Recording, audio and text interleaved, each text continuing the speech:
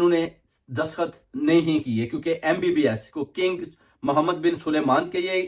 گوڈے گڈے پکڑ رہے ہیں کہ جناب ہمیں خان سے بچا لیں، اگر خان باہر آ گیا تو جناب ہم کہیں کے نہیں رہیں گے۔ اس کی وجہ ہے کہ جیسے ہی ٹرمپ جیتتا ہے اس کے بعد آپ دیکھ لیں مبارکبادوں کا سلسلہ شروع ہو جاتا ہے، اور یہ فوراً سے پہلے سارے جنیوا میں اکٹھے ہو جاتے ہیں، اور ادھر سارے جرنیل ورنیل، اس کے علاوہ روہیل شریف، اس کے بعد MBBS،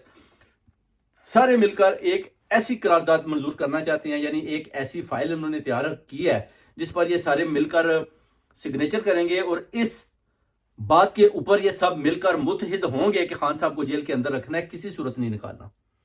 اب اس بات کے اوپر بار بار ان کی بحث ہو رہی ہے، مگر ابھی تک یہ کسی ایسے نتیجے پر نہیں پہنچ پائے، کیونکہ کنگ سلیمان بھی دیکھ رہا ہے کہ جناب محمد بن سلیمان کے جناب یہ ایسی ایسی چیزیں سامنے لا رہے ہیں، اور اگر میں اس کے اوپر سائن کر دیتا ہوں تو کل کو پھر اگر خان صاحب آ جاتے ہیں ٹرمپ کی طرح تو پھر وہ بولیں گے کہ بھائی تمہاری تو بڑی میں نے عزت کرتا رہا ہوں، تو یہ تم نے کون سے کام شروع کیے ہوتے ہیں۔